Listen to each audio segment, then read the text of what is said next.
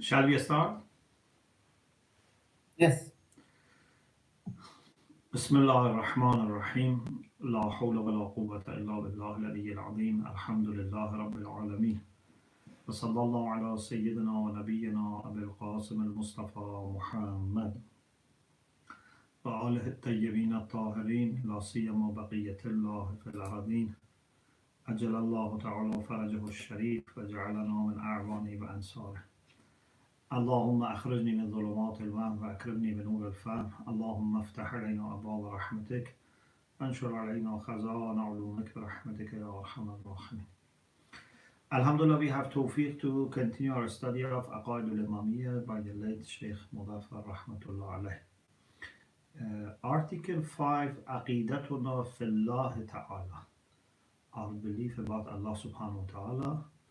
We already studied two paragraphs. Now we can continue with the third paragraph. كما لا ند له ولا شبه. Allah subhanahu wa ta'ala has no nid. In the Quran we have andad, which is plural. He has no similars.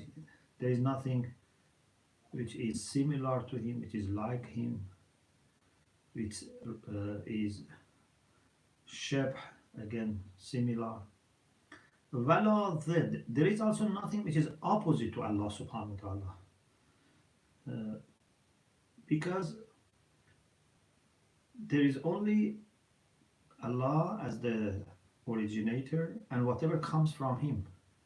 There is nothing to be other than Him, parallel to Him, which can challenge Him, which can oppose Him, or at least even be different.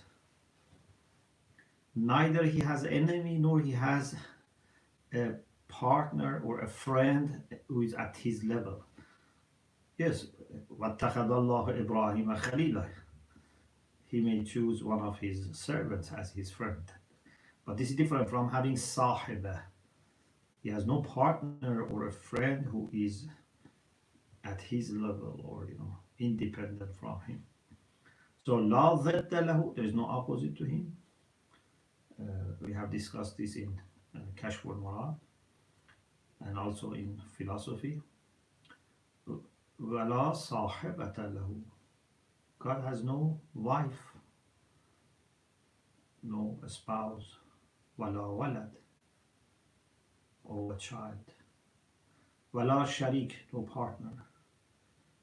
Basically, Allah subhanahu wa ta'ala, in His level, is one. There's a beautiful saying of philosophers, when we say, Kan Allah, walam yakun ma'ahu shay, it was Allah and nothing else. Then they say, Wal'an kama kan. And now is the same.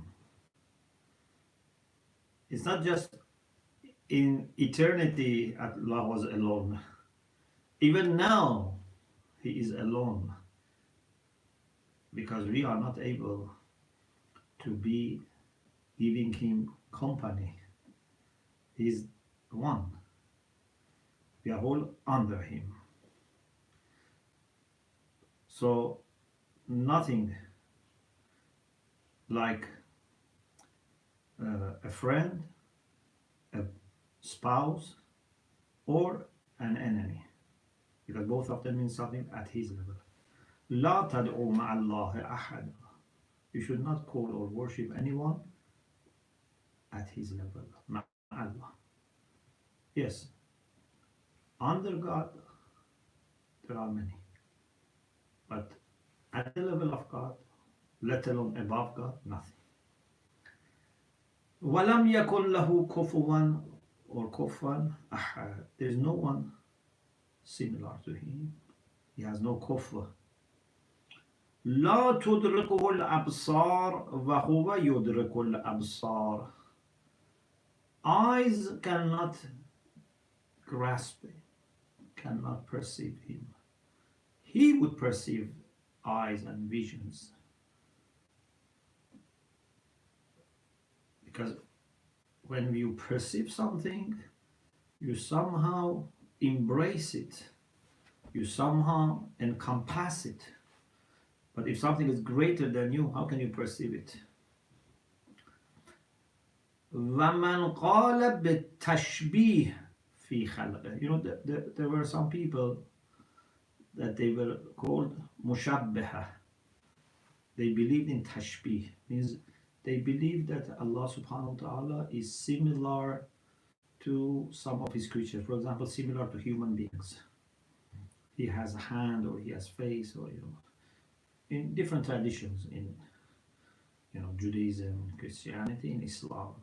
There were some people who had this idea. Mujassima also are people who believe that God is just. Mushabbah means they likened him to some of his creations, like human beings, for example, or etc. And also we have anthropomorphism, means to think of God like a human being, like a Superman. Man qala bit-tashbih fi khalqih. Whoever believes that God is like some of his creatures, بأن صور له وجها ويدا وعينا. They describe for God and suppose for God a face, hand, physical face. We say wajhullah, but we don't mean it in the physical material sense. We say yadullah fawqa aydihim, but we don't take it in the sense of physical hand. But these people took it literally. They said God has face, God has hand, God has eye. أو أنه ينزل إلى السماء الدنيا. They thought God comes down, descends to the lowest sky, which is just above the earth, where the stars are. لقد زينا السماء الدنيا بمصابيح. So this sky that has stars is the lowest sky, and above that we have 6 more skies or heavens. So some people thought that Allah may not come to dunya, but he may come down to the lowest sky. أو أنه يظهر إلى أهل الجنة. They said Allah appears to the people of heaven like كالقمر, like moon, like a physical object. أو نحو ذلك, or similar to that. فإنه بمنزلة الكافر به. Such people who believe in tashbih, they are like people who have not believed in God. Yes, they say we believe in God, but they are like them. We don't want to say that they are kafir necessarily, because it's a very complicated issue. We have to see whether this is self-evident, this is daruri min daruriyat al-din that they deny or not. Maybe some people, for them this was not very clear. Anyway, that's a scholarly discussion. But بمنزلة الكافر, at least they are like people who don't believe in God. Because God that we should believe in is God of all and God of the universe, so cannot be inside the universe, cannot be seen by anything from this universe. He is above everything. جاهل بحقيقة الخالق. Such people who do tashbih, they are ignorant about the reality of the Creator. Al-Munazzah an al-Naqs, our Creator is glorified, is free from any imperfection, from any deficiency. بل كلما ميزناه بأوهامنا في أدق معانيه فهو مخلوق مصنوع مثلنا مردود إلينا على حد تعبير الإمام الباقر عليه السلام. There's a famous hadith from Imam Baqir alayhi salam, كلما ميزتموه, بأوهامكم في أدق معانيه فهو مخلوق مثلكم مردود إليكم. So he refers to that hadith, that no matter how much you try to articulate, how much you try to be careful, still whatever you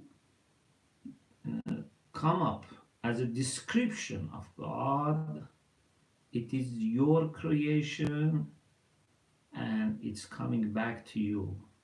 It's not God. It's something coming from you. This is a creation like you and should, be sent back to you. Mardudun like sent back to you. This is not God. And Sheikh Muzaffar says, وَمَا أَجَلَّهُ مِنْ تَعْبِيرٍ حَكِيمٍ. What a great, wise expression is this.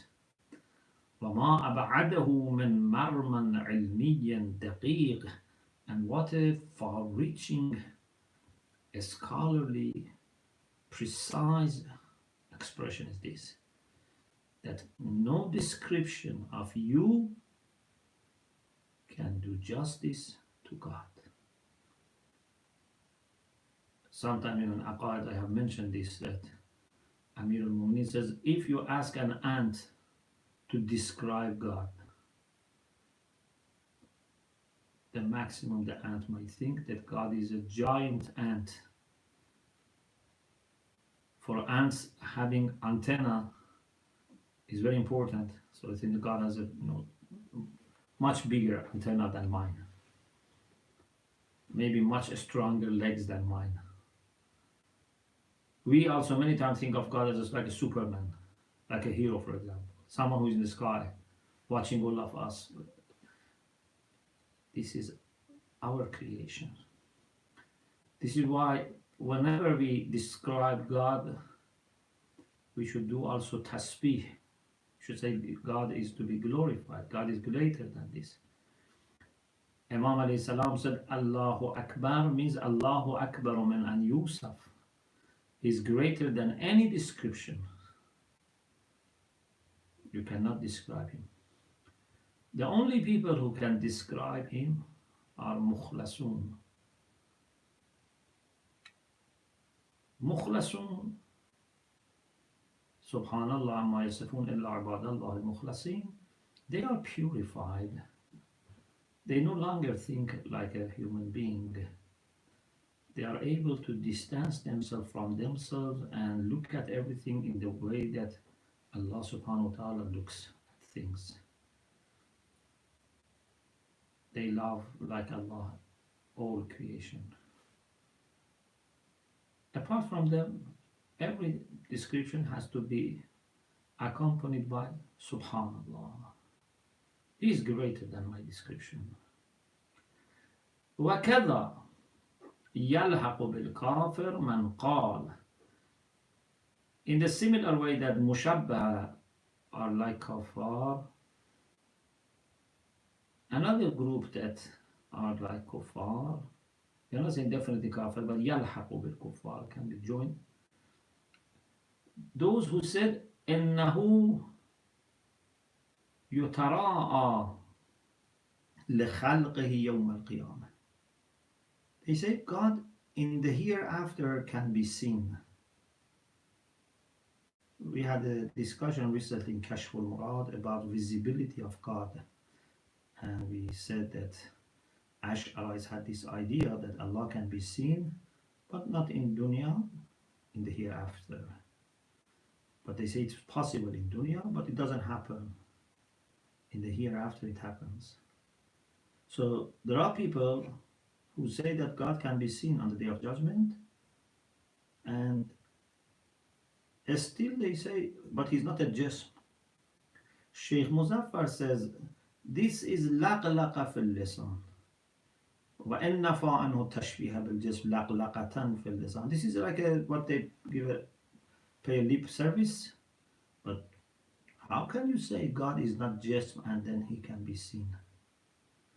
فَإِنَّ أَمْثَالَ هَؤُلَاءِ الْمُدَّعِينَ جمدوا على ظواهر الألفاظ في القرآن الكريم أو الحديث. The problem is that they have taken some texts of the Quran and Hadith literally, and they have limited themselves to the literal meaning of the verses or some Hadith, like Yadullah, for example, Ja'a Rabbuka, things like, for example, وجوه يومئذ ناظرة إلى ربها ناظرة.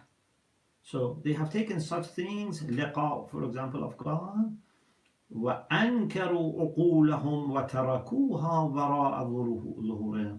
They have denied their aql, means they didn't believe, they didn't recognize aql, and left aql behind their back. فَلَمْ يَسْتَطِيعُوا أَنْ يَتَصَرَّفُوا بِالظَّوَاهِرِ. They have not been able to handle and deal with the apparent and with the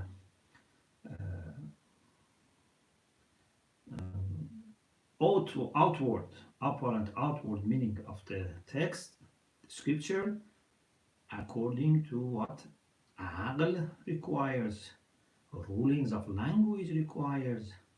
There is a metaphor in language, there is sometimes metaphorical usage. لم يستطيعوا أن يتصرفوا بالظواهر حسب ما يقتضيه النظر والدليل وقواعد الاستعارة والمجاز. They have not been able to deal with apparent meanings or outward meanings according to what another means, according to what a scholarly opinion requires, a dalil, what references that we have required, what rules of al-ista'ara wal-majaz require, the metaphor. Ista'ara is a type of majaz when the reason for metaphor is shabaha, is similarity. For example, someone says, رَأَيْتُ أَسَدًا فِي الْحَمَّامِ. In the bath, I saw a lion. When there was a public bath, someone comes out and says, I saw a lion in the bath. So it's obvious that he didn't see lion as an animal. He means a brave person, رَجُلُ شُجَاعٍ. This is called ista'ara. He has used lion for a brave person because there is similarity in bravery. So you have to understand that when in the Quran and Hadith expressions such as yad or waj or ayn are used for God, they are taken not in a literal meaning and real meaning. They are taken in a metaphoric meaning. Number 6, Article 6, after talking about Allah subhanahu wa ta'ala in general and establishing his existence and some of the major aspects, now is the time to focus more on Tawheed, on unity of God, monotheism. نعتقد بأنه يجب توحيد الله من جميع الجهات. We Shia believe that Allah must be believed to be one. We have to recognize him and acknowledge him, because Tawheed, one of the meanings of Tawheed means to find something to be one. So we Shia believe that God is one from every aspect. Zati, Sifati, Af'ali, Ibadi, from every aspect that inshallah we are going to discuss, God is one. He focuses more on Tawheed with respect to essence, Tawheed with respect to attributes, Tawheed with respect to obedience. So, فَكَمَا يَجِبُ تَوْحِيدُهُ فِي الذَّاتِ وَنَعْتَقِدُ بَأَنَّهُ وَاحِدٌ فِي ذَاتِهِ وَوُجُوبِ وُجُودِهِ كَذَلِكَ يَجِبُ ثَانِيًا كَذَلِكَ يَجِبُ ثَانِيًا تَوْحِيدُهُ فِي الصِّفَاتِ.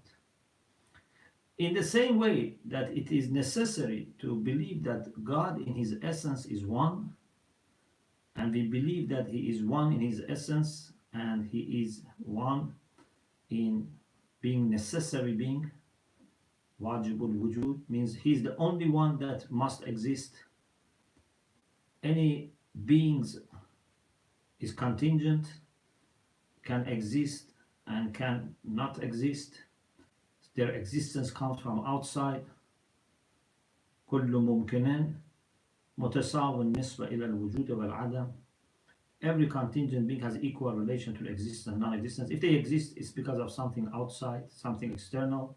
If they don't exist, also it's because of something external. Because in their essence, they can be there and they can also be non-existent.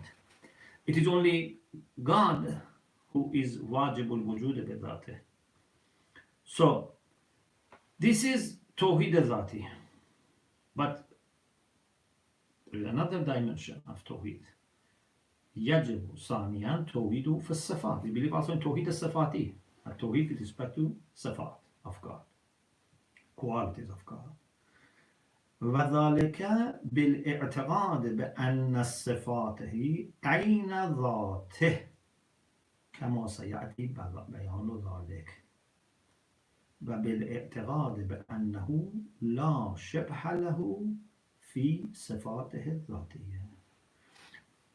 Tawheed al-Sifati means that Allah's qualities are the same as each other and the same as His essence. They are identical to each other and identical with His essence in existence. Concepts are different. Knowledge of God, power of God, conceptually are different. When we say God's knowledge, God's power, we mean two different things. But do we have two different beings? One is knowledge of God, another one is power of God. And then I have a third being, which is the essence of God. Some people thought yes. Some people had the idea that we have 8 eternal things. Ash'arites has the idea. Qudama al-Thamaniya. 8 eternal beings. God's essence and 7 qualities. But this is wrong. This is shirk. Plus, this means that God in His essence lacks knowledge and power and will and life. How can you say that? It's one being. From the same being, you can abstract different notions. You can abstract notion of knowledge or power or wisdom or will or life, or you say Sami or Basir. It's the same essence. So we believe that His qualities are the same as His essence, as it will be coming later. And we also believe that there is nothing similar to Him in His essential qualities. For example, knowledge is one of the essential qualities of God. Nothing is like Him in His knowledge. Qudra, one of the essential qualities of God. Nothing is like God in His power. لا نظير له. وفي الخلق والرزق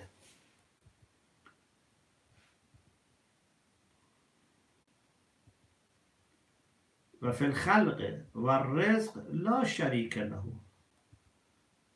In creation, which is outside. Now we are talking about صفات الفعل, not صفات الذاتية, qualities of action. خلق is a quality of action. Khalq is a concept that can be understood when you consider something created by Allah and its relation with Allah. You say Allah created this, or Allah gave sustenance. So Khalq, Razaqiyya, Khaliqiyya, Ghafiriyya, these are all qualities of action. Even ilm can be quality of essence and quality of action. So, وَفِي الْخَلْقِ وَالرِّزْقِ لَا شَرِيكَ لَهُ. In creation, ex nihilo, means creation not from anything. He has no similar. If we create something, or if we say, فَتَبَارَكَ اللَّهُ أَحْسَنُ الْخَالِقِينَ, we use plural, creators. This is when we mean by creation something more general. Something that includes Allah's creation and something that includes creation of Isa alayhi salam بإذن الله تخلق من الطين كهيئة الطير بإذني, and creation of other ordinary human beings, which they just take something and change the form. In this broad sense of khalq. Otherwise, the real khaliqiyya is only for Allah subhanahu wa ta'ala. وَفِي كُلِّ كَمَالٍ لَا ضِدَّ لَهُ. In every perfection, he has no similar.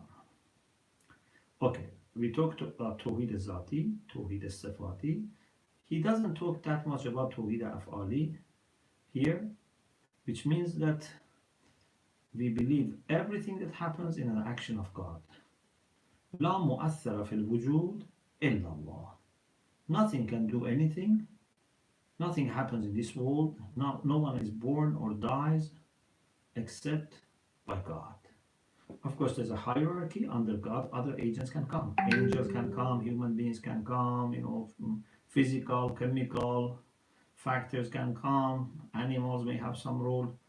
There's a hierarchy, but everything that happens at the end is an action of God. This is Tawheed al-Af'ali. He doesn't emphasize on it here now. So he goes to the next dimension, and that is Tawheed fil Ibadah. Means to believe that he is the only one who deserves and should be worshipped. فلا تجوز عبادة غيره بوجه من الوجوه.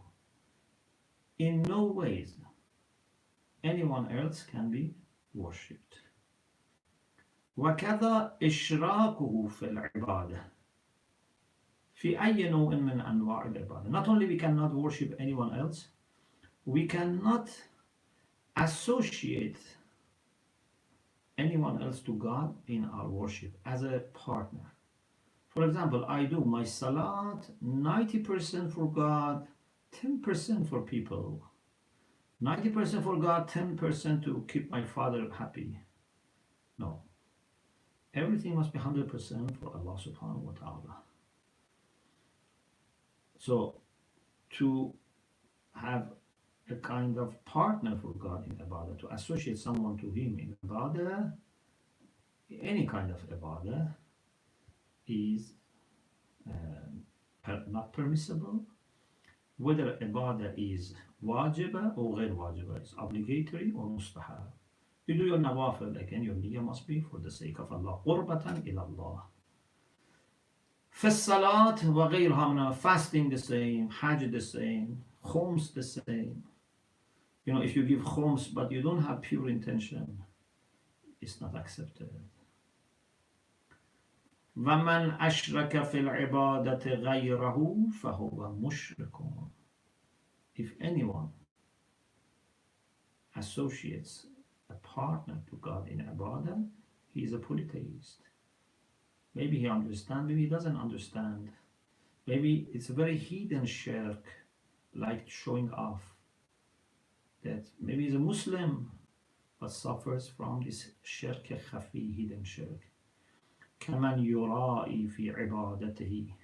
Like the one who is showing off in his ibadah, وَيَتَقَرَّبُ إِلَىٰ غَيْرِ اللَّهِ تَعَالَى, and is indeed seeking nearness to people, to someone other than God. وَحُكْمُهُ حُكْمُ مَنْ يَعْبُدُ الْأَصْنَامَ وَالْأَوْثَانَ. The person who worships for the sake of his boss or his, family or friends or community, is like idol worshipper. It's not literally idol, he's not idol worshipper literally, but like that. Hukmu is the same thing applies to such person. La farqa baynahum. There's not that much big difference between them. Now, if you believe in Tawheed, and in particular in Tawheed in Ibadah, then why you go and pay respect to some dead personalities? Why you visit, graves of Prophet and Ahlul Bayat and some holy people? This idea of some Salafis, some Wahhabis, who follow Ibn Taymiyyah and some other Hanbali scholars, not all of them, is something that inshallah we discuss in the next session. So we will clarify that this is not in conflict with Tawheed and has nothing to do actually with Tawheed or Shirk. And whether you call upon Rasulullah for help during his life or after his life, it doesn't make it Tawheed and Shirk. If you don't believe Rasulullah after his death is alive, which is questionable, but still it doesn't make it Shirk. If I do tawassul to Rasulullah during his life or after his life, it's the same and none of them is Shirk. If you have problem with Rasulullah being able to do something for us after he dies, which is wrong, but if you have problem, it's not problem of Shirk. You can't just say that this is not useful, this is not going to work. In any case, inshallah, we will talk about this in the next session. وآخر دعوانا أن الحمد لله رب العالمين. Thank you, Sheikh, for a very informative fifth night. You're welcome. We have about 15 minutes for Q&A. The first question is, why does Allah subhanahu wa ta'ala subject people to tests if he already knows the end result in his infinite knowledge? Yes. This comes inshallah later about why there is taklif and adl, but it's a good question. I can shortly say, yes, Allah subhanahu wa ta'ala knows everything, but there must be something that he knows. For example, he knows who is going to be getting the best result. Okay. Now we say, okay, because he knows who is going to get the best result in the exam, we are canceling exam. If exam is not going to happen and it's cancelled, so we don't have anyone who gets any result, let alone to have someone who has got the best result. So this is like, somehow we are erasing the whole issue. So he knows everything, not because he forces us to go by his knowledge. He knows everything because for him past, present, future are the same. Otherwise his knowledge always goes by the subject. No knowledge logically comes in order prior to what is known. So he knows what I'm going to do because I'm going to do it, and then he knows it in advance. Number two, we human beings are built, we develop ourselves in these trials. If there is no trial, we don't learn. We should not think Allah's exams are like exams of the school in the final, year, for example, of the university, or final month of the academic year, you have exams. And normally, whatever you have learned or not learned remains the same. This is just formality that you must pass some exam and have some marks, for record. No. Allah's exams are throughout the learning period process, and it is through exams that we get the means to continue to build ourselves, to get lessons from our mistakes. We get lots of lessons from the way other people positively or negatively pass these exams.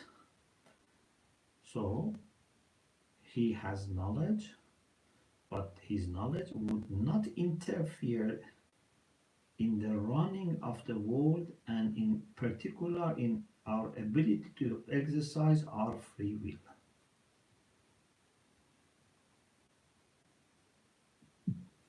Thank you. You're welcome. This is a question relating to the topic of maraja from a couple of days ago. Yes. So why do other maraja exist if everyone has to follow the most a'lam? Does that mean it is essentially wrong, for example, to switch from Sayyid Sistani to Imam Khamenei? if you choose to say it's Islamic because your parents told you to do so without research? I don't comment on any particular personality, but if you remember, first of all, I said Mujtahid doesn't need to be a'lam for himself. So a Mujtahid, because now has his scholarly opinion, which is acknowledged and approved by great teachers and scholars, for him taqlid is haram. A Mujtahid cannot do taqlid of even a'lam, because Mujtahid has an opinion. He is sure about his opinion. If he doesn't have opinion, he's doing ihtiyat wajib, he can refer to a'lam. But if Mujtahid is Mujtahid, doesn't need to be a'lam for himself. It's number one. Number two, for muqalladeen, the mainstream view, and as I said, to be on the safe side, we should follow a'lam. Although there have been some people who said it's not necessary to follow a'lam. It can be any mujtahid who is jami'. But the majority say it has to be a'lam. Okay. Some people believe that A is a'lam, some people believe that B is a'lam, and they have evidence. We cannot force people. Mujtahideen also themselves the same. Mujtahideen, if they believe, please listen very carefully. If a mujtahid believes that taqlid must be of a'lam, and he doesn't see himself to be a'lam, he doesn't have right to share his fatwas and basically undertake the position of marja'iyah. Any person who makes himself available as marja', if he believes that taqlid of a'lam is necessary, means that he believes that he is a'lam. And some of them actually believe that for qualified mujtahid, it is necessary to share his fatwa, because there are two ideas. One is that as long as there are other people who can take care of this position, I don't need to present myself. We have other maraja, they are doing this job properly, I don't need to present myself. But there is another view that if you are a'lam and you don't share your fatwas, you are hiding knowledge. You are hiding your testimony. This would be one of the instances of kitmanul ilm, kitmanul shahada. So, therefore, some mujtahideen have this idea that they have to present themselves, they have to make themselves available. Some have the idea that if there is a need, because wajib kifai. But in both cases, it can only happen if they believe that they are the most knowledgeable, if a'lamiyah for them is a condition. If they don't believe a'lam is condition, they can make themselves available even if they are not thinking they are a'lam. But most of maraja, as you know, they believe a'lamiyah is a condition. Therefore, the reason they have made themselves available is because they believe they are a'lam. But this is not out of any pride or arrogance. This is a very difficult position because they know something, they cannot hide it, they have to be honest. Here you cannot, do, as we say in Farsi, ta'aruf. If you have reached that position, it's necessary to be honest and express it. Especially if your fatwa is that this is a case of not hiding knowledge and not hiding your witness or testimony. Thank you. I think we have time for one more question. Yes.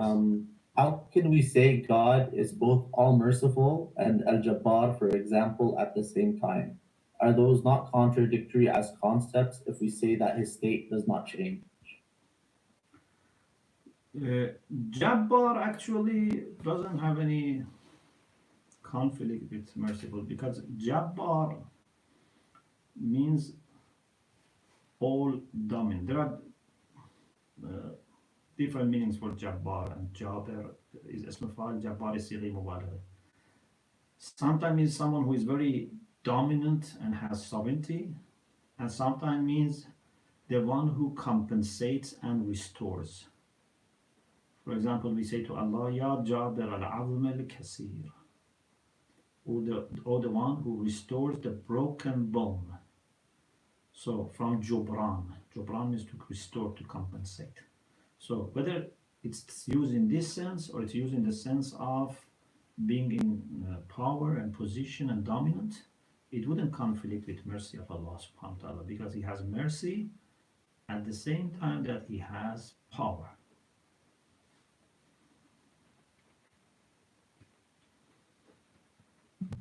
Thank you. I think we have time for one more actually. How can a person get his heart attached to God and strengthen his relationship with God? Yeah, very good question. If we want to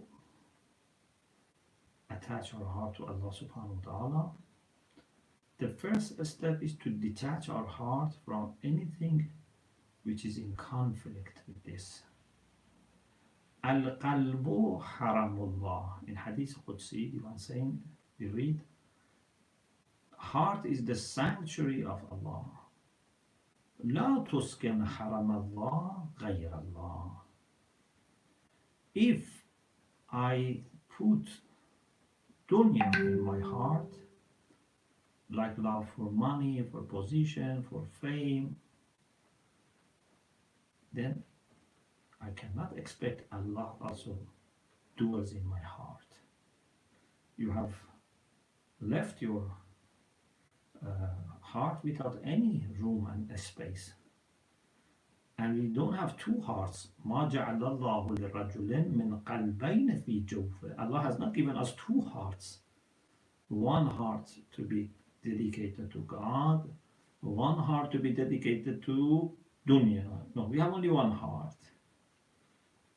If you give it to Allah subhanahu wa ta'ala, then under him you can love other things.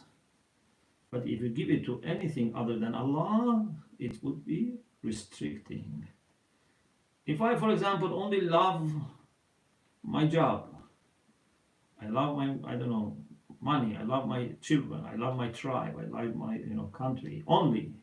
That's the only thing that matters, that's my ultimate end. Then I cannot love anything else. But if I love Allah subhanahu wa ta'ala, then I can love my children, I can love my family, I can love my country, but without excluding other things. In an inclusive way. Of course, with different orders, with different priorities, there are lots of things there. But as Allah loves all creation, otherwise He wouldn't have created them, we would be able to love everything. Farsi poet says, به جهان خرم از آنم که جهان خرم از اوست.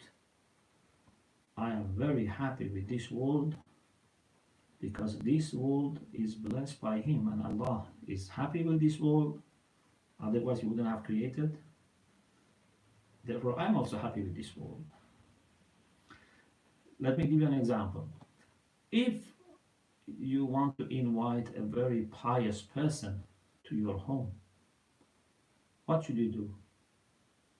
You should clean your home and don't bring bad people to your home. If you bring to your home drug dealers and those who do gambling and who are drunk, and those, for example, who bring dirty things with themselves, that pious, pure person would not come to your heart, to your home. heart is the same. Or if we have bad akhlaq, again, Allah would not come to a heart which has bad akhlaq. So the first step is takhliya, to evacuate our heart from anything which is not compatible with love for Allah subhanahu wa ta'ala. Thank you so much, Sheikh.